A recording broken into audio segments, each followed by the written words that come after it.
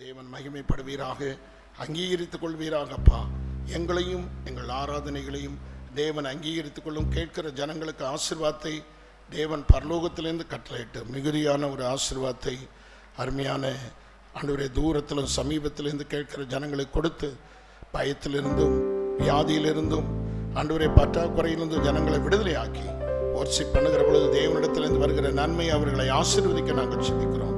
அருமையான ஆண்டவரே கர்த்தாவே ஸ்தோத்திரையா, ஆண்டவரே கர்த்தாவே ஸ்தோத்திரையா, ஸ்தோத்திரை சிவாவை ஆண்டவரே நவீனையும் ஆண்டவரே கர்த்தாவே ஸ்தோத்திரையா ஆசீர்வதித்து இந்த ஆராதனையில் எங்களுக்கும் ஆண்டவரே சபைக்கும் அநேகருக்கு ஆசீர்வாதமாக இருக்க தேவனுடைய ஜீவனுள்ள வார்த்தைகளை பிள்ளையை கொண்டு உபயோகப்படுத்தும்படியாக நாங்கள் இப்படி சமூகத்தில் ஜெபிக்கிறோம்.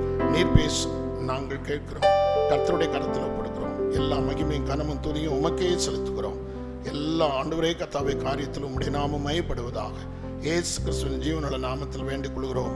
பரிசுத்தமுள்ள நல்ல பிதாவே, ஆமென், ஆமென், ஆமென். Praise God.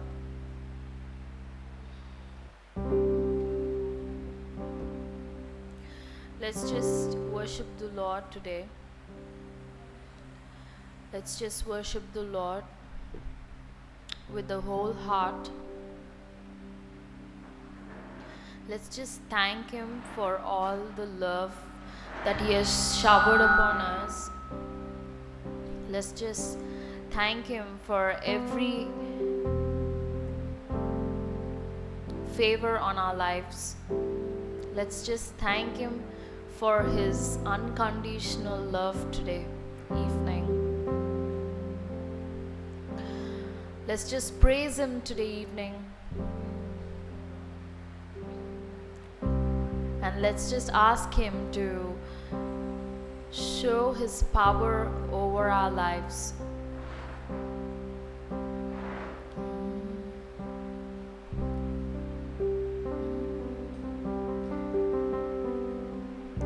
He is the Lord and He reigns on high.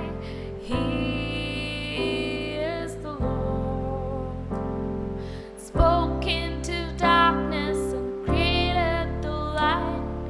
He is the Lord who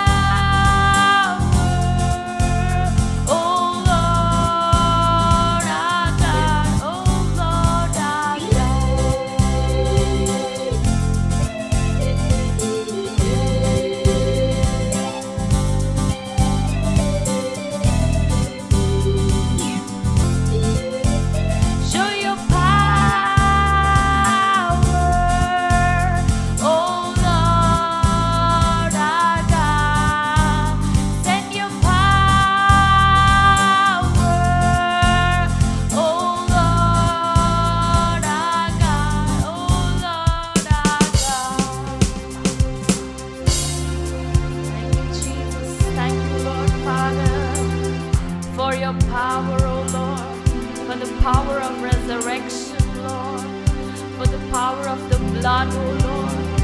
Thank you, Jesus, for the power of the scars on your face, Lord, for the power of the Holy Spirit, Lord. Oh,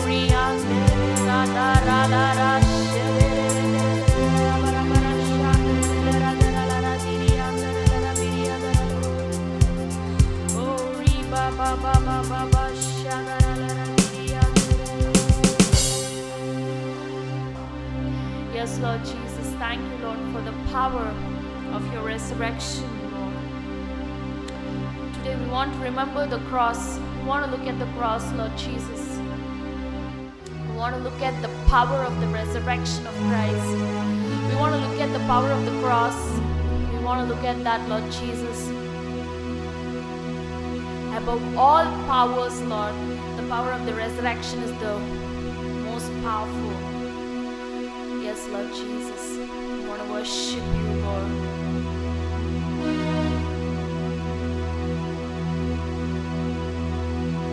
Above all powers, above all kings, above all nature and all created things, above all wisdom and all the ways of man. You were here before the world began. Above all kingdoms,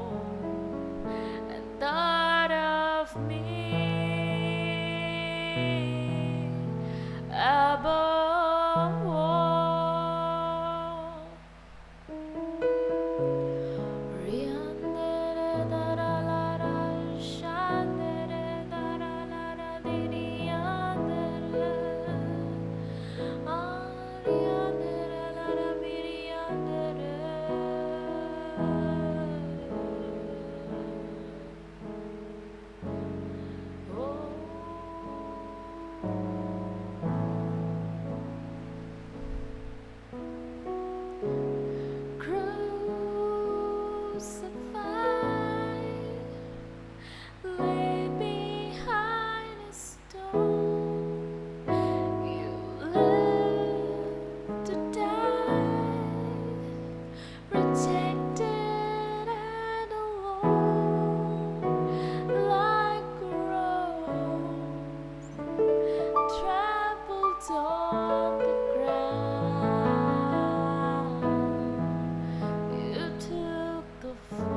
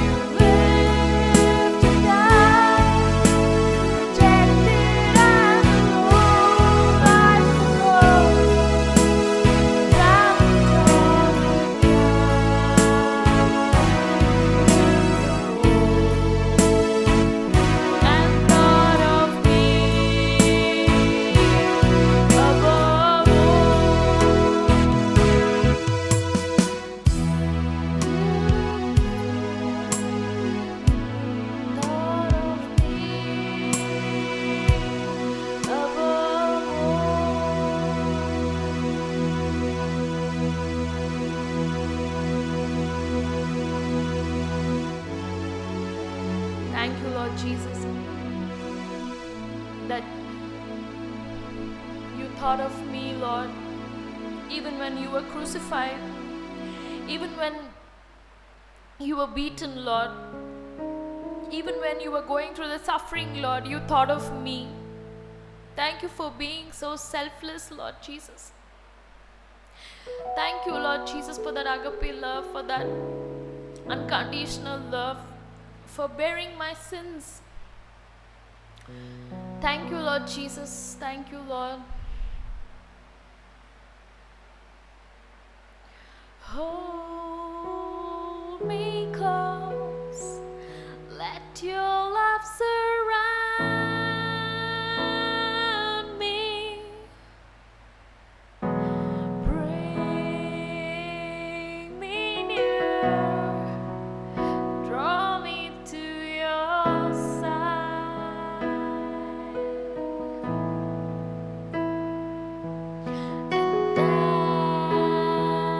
as I wait, I rise up like an eagle,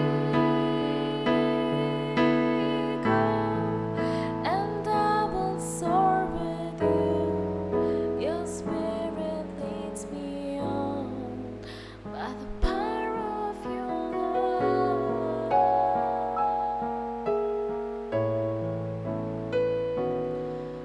Thank you, Jesus. Thank you, Lord. It's all about you. It's all about your love. It's all about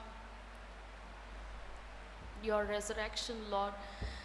It's all about your crucifixion, Lord. Thank you, Lord Father. Thank you, Lord. Thank you for this wonderful time of praise and worship, Lord, this evening. I hope, Lord Jesus, everybody watching online, watching on YouTube, everybody present here, Lord Jesus, are blessed and they could feel your love today evening, Lord. Thank you for telling them that you love them, Lord. Thank you for reminding each and every one of us that you love us, Lord Jesus. Thank you, Lord, in Jesus' name. Amen. So, I just thank God for this time of worship and praise today evening. And I thank Pastor Wilson for giving me this opportunity to just share the love of God with every one of you watching on YouTube and also present here. So I just want to share a few things about the love of God today evening.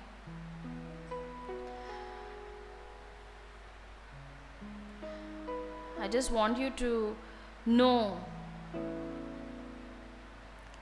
the ways that God loves you. How do you know that God loves you is what God wants to speak to the people of God today.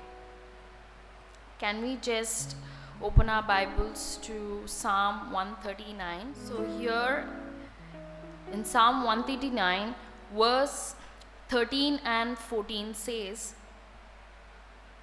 "For you have formed my inward parts. You have covered me in my mother's womb. I will praise you, for I am fearfully and wonderfully made. Marvelous are your works, and that my soul knows very well." So here the word of God speaks about that God created us, in which we know something that you created out of love. For example, me being a woman, it's a daily routine to cook. So only when you create something new dishes for your family, it is out of love you come out with a new recipe. Only when you have love you can create something. Otherwise it is not possible. For example, a husband and wife, only when they love each other, they give birth to a child. So God literally loved us, and that is the reason He created us. My topic for today is for you to know that God loves you. And there are many ways that God wants you to know that He loves you. There are many ways. One of the ways is that first He created you. Creation is a form of love.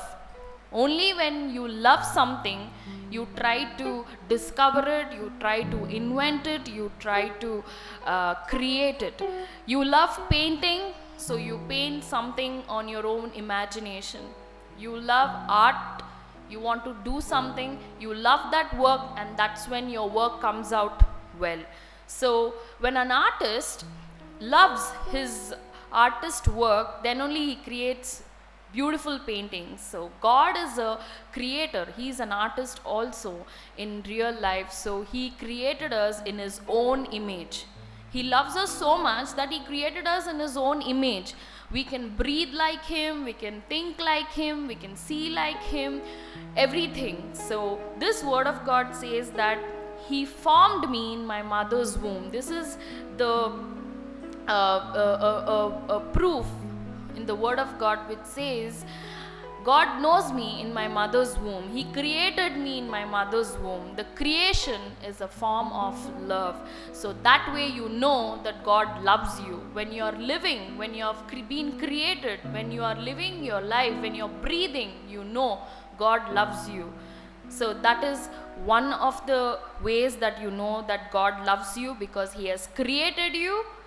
Because He has created you, He doesn't love you. He loves you, that is why He has created you. So that is one way. Another way that you know that God loves you is because He gave His only Son who died for you. He didn't even spare His own Son. He didn't spare Jesus. He didn't spare His only Son. He asked His Son to be obedient, and because for our sins, Jesus was crucified. Christ was the only Son for the God our Father, Heavenly Father, and He crucified, He got crucified for our sake. God loves us more than His only Son, and that is the truth, and that is the proof that we always share the good news according to this word of God. That is John 3:16 says, "For God so loved the world that He gave His only begotten Son, that whoever believes in Him should not perish but have everlasting life." John 3:16. So here, as I said, God loves us. God loves the world. What is the world? World contains people. God is speaking about us. It's not about the worldly things, the non-living things. It is all about us. We live in the world, and the word of God says, God so loved the world that He gave His only begotten Son. So that is the other way that we can know that God loved us more than His own Son. And that's why, He gave away His only Son, and Jesus Christ was crucified for us, and because of that we have eternal life. God wants us to always live a happy life, so He didn't want us to go to hell, and that's why He gave His only Son. And that is another way where we know God loves us. We can also read the verse from Romans 5:8. Romans 5:8.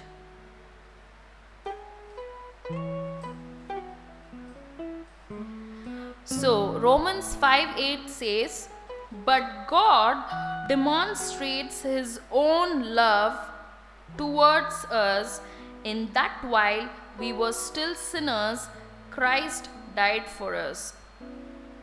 So this word also proves that we were still sinners and God loved us. But God loves us, but God cannot accept our sins. So He wants to forgive our sins and then accept us. And that also God made a way for us, where Christ died for our sins and made us righteous, and then God loves us. After we are righteous, before we were righteous, also God loves us, but God wants to make us like Him, because He created us in His own image. So He wants to make us like Him. He is a righteous God, and we can become righteous only by accepting Jesus. Only when Christ died for us, we could be righteous. And accepting this truth, we become righteous. And this is also another way where we know God loves us. The first point is we know God loved us as soon as He created us. He loved us, and that is why He created us. The second thing is He loved us so much that He didn't spare His only Son. Christ died for our sins, and because of Him, again, there was a bridge created where there was a distance between God and man, and Jesus became the bridge, and again we got closer to God. And that is the second way you can know that God loves you. And the third thing is you can know that God loves you is because God is jealous over you. God doesn't want you to love anything or any other. He doesn't want you to go after anything or any idols. He just wants you to worship Him alone, praise Him alone, depend on Him alone, worship Him alone, praise Him alone. He's a jealous God. You love you love anything more than God, He's not a God who is going to tolerate that. God loves you with an everlasting love, with an unconditional love, and God expects the same thing from our side as well. You cannot run over, or you cannot run behind a job. You cannot run behind a set. You cannot run behind money. There is a verse in the book of Matthew, if I'm not wrong. You cannot serve two masters. God and money cannot go together. Either you will have to love God or you will have to love money. You cannot love both. So God is a jealous God. He expects first priority. He expects you to give Him all the priority, and He cannot be your second choice. He cannot be a choice to you. He is a priority to you. You must make Him a priority because He is jealous for you. When you go to Him and ask Him, for example, when you go to your father, who is your worldly father, your dad, your mom, and you ask them for anything, for a good phone or a television or a computer, and if they don't provide you, but they provide it to your another sibling, maybe your brother or a sister, you are going to feel very upset. You are going to feel down, saying, why not for me? You will obviously expect a priority. So God also expects a priority. God wants that priority. That is the first priority. So God is a jealous God. That jealousy itself proves that God loves you. Without a possessiveness, no love can be pure. Without that jealousness, you cannot show pure love. So our God is a jealous God. That also proves that He loves you unconditionally. So that we can maybe read Exodus 20, verse Exodus 20, 2-6. I am the Lord your God who brought you out of the land of Egypt. Out of the house of bondage you shall have no other gods before me. You shall not make for yourself any carved image or any likeness of anything that is in heaven above, or that is in the earth beneath, or that is in the water under the earth. You shall not bow down to them nor serve them, for I, the Lord your God, am a jealous God, visiting the iniquity of the fathers on the children to the third and the fourth generations of those who hate me, but showing mercy to thousands, to those who love me and keep my commandments. So here, Exodus 20, 2-6, it mentions that God always reminds the people of Israel that He brought them out of Egypt, because He loved the people of Israel, and because He was jealous God, he didn't wanted them to idolize anything. He didn't wanted them to serve the idols. He didn't wanted them to carve any image and serve those idols. So the Lord says here, the Lord says, I am a jealous God, visiting the iniquity of the fathers on the children to the third and fourth generations of those who hate me. So the Lord says so clearly that he himself, he says that he is a jealous God. So we need to be so sure that God loves us because he is a jealous God. He is a jealous God. When somebody touches you, you are a child of God, and somebody touches you, God will not spare them. God will never leave anything not judged. Anybody touching the child of God obviously will go through a lot of consequences. They will face God in such a terrible situation. They cannot escape from God at all. So you need to think twice or thrice or 100 times what it means that when God says, I am a jealous God. He is a protective God. He is a defensive God. He is a God who will never let you down. And this also proves that God loves you. And this is also one of the ways that you can know that God loves you. And the other last way that I can tell you that God loves you, the other thing is he wants to have a relationship with you. So I just want to take an example of a young boy and a girl about this point. When I say that God wants to have a relationship with you, it's just so simple. When a young girl and a young boy falls in love with each other, they cannot be without talking to each other. They feel like talking to each other on phone every now and then. They want to keep texting each other.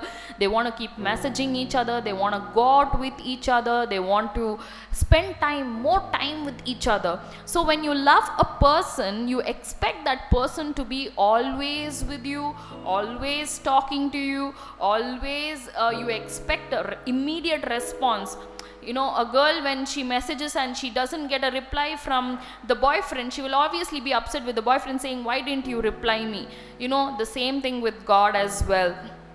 God wants a relationship with you. How does that happen? It happens only through prayer. Prayer is the way of talking to God. It is not a hard thing to do. Of course, it gets bored, but it's not a hard thing to do. It is just talking to God. Just like you talking to your parents or your husband, your wife, your children, you just sit in the presence of God and talk to God about your problems. You ask God what you want him to do. You ask God, what is it? Lord, what do you want me to do for your kingdom? Lord, what is it? What is it? You just talk to him just the way you talk to your husband or your wife or your children, your mother, your father. You just talk to him. That is when you build your relationship with God. The more you sit and talk to God, the more God will respond to you back in the same way. And that's the most powerful way of building your relationship with God. And that is why we call it as prayer. Because he is God, we call that as prayer. If he is a person, we call it as a conversation. And because he is God, it is called prayer. If it is me and you, it is called a conversation. It is that simple as that. Having a conversation with God is called prayer. And that also proves that God loves you. He wants to connect with you. He wants to have that relationship with you. He wants you to ask him what really he has for you in your life. God wants you to talk to him and ask him, God, what is that have you kept for me in my life? What is that you want me to do? What is that you expecting from me? Why is that this is happening? Why is that not happening? What are you telling me in the circumstances? Why are you not telling me this? Why do you tell me this? Just talk to him as a casual way that you talk to any other person. That is what God is expecting you to do. I have learned in a most hardest way to pray, but actually it is not hard. It is just that you just sit back and relax and talk to God. This is my problems. This is what is happening. This person did this to me. That person did this to me. You want to complain to God, you complain to God. You want to enjoy with God, you want to share your joy with God, you can enjoy. You can just share your joy with God. You want to cry out to God, you cry out to God. You want to do whatever you want with God. He is a God who will respond to each and every emotion. Your tears, your happiness, your disappointments, your anger, your weakness, God is going to respond to everything. And that's the way, any person who is in relationship with you should know every emotion of yours. When you cry, when you will be happy, when you will, be depressed, for what you're discouraged, everything. So God wants to have a relationship with you. And that also proves that God loves you. There are 4 points that I mentioned. As I mentioned, the first thing that you know, if you have a doubt, does God love me? Yes, these are the ways that proves you that God loves you. One is because He loved you, He created you. Another one is, as I mentioned, Christ died for you. He was the only Son, and God, because He loved you more than His Son, God gave away His only Son for our sins. And the next thing is, God is jealous over you. He doesn't want you to go anywhere except Him. He wants all the attention. He wants all the priority. And that is when it happens only in pure love and no other love. It cannot happen in an impure love. It cannot happen in a in a person where he just a show off person, just for sake of showing love. If you show love, that jealousiness doesn't come over at all. And I also want to tell you that the last point is, God wants to have a relationship with you. And you can read the last chapter, that is John 15:15. Let's just read this chapter to know what kind of relationship God wants you to know. John 15:15.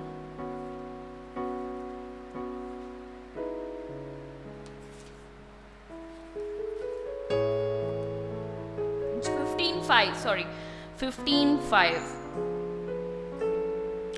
Here the Lord says, I am the vine, you are the branches.